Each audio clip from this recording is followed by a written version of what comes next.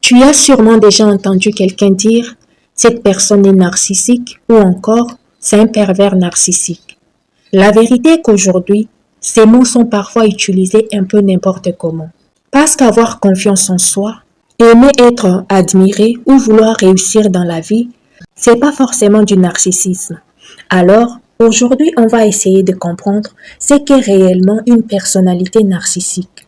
Pas pour juger, pas pour mettre des étiquettes, mais pour mieux comprendre certains comportements et certaines dynamiques relationnelles qui peuvent devenir difficiles. Et surtout, une chose importante à garder en tête. Avoir quelques traits narcissiques ne signifie pas automatiquement qu'une personne est toxique. Le problème apparaît quand ces comportements deviennent rigides, répétitifs et finissent par faire souffrir les relations. Parmi ces traits, nous avons une image de soi très grandiose. Premier élément qu'on retrouve souvent, la personne peut avoir une vision très élevée d'elle-même. Elle peut se sentir exceptionnelle, différente, parfois même supérieure aux autres. Parfois, ça passe par une tendance à exagérer ses réussites ou ses capacités. Et souvent, il y a aussi des fantasmes de réussite. Pouvoir, influence, richesse, perfection. Comme si la personne était destinée à quelque chose de grand.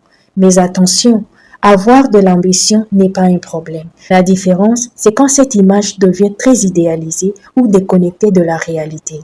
Deuxièmement, le besoin d'être admiré.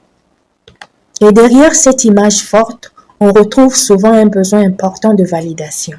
Compliments, attention, reconnaissance.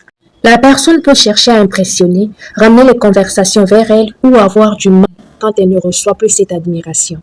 Parfois, elle peut aussi avoir le sentiment que seules certaines personnes à son niveau peuvent vraiment la comprendre. Elle cherche alors des relations valorisantes ou prestigieuses qui renforcent son image. Et ça peut influencer profondément sa manière d'entrer en relation avec les autres.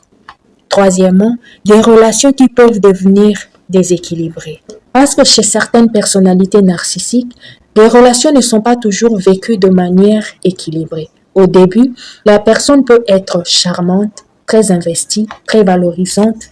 Tu peux même avoir l'impression d'être quelqu'un d'exceptionnel à ses yeux. Mais parfois, avec le temps, on voit apparaître un schéma. Beaucoup d'idéalisation au début, puis de la dévalorisation ensuite. Dans certains cas, les autres deviennent surtout une source de soutien, d'attention, de statut ou de valorisation. Et cela peut aller avec une difficulté importante. Prendre réellement en compte les émotions des autres. Pas forcément parce que la personne est incapable de ressentir, mais souvent parce que ses propres besoins prennent beaucoup de place.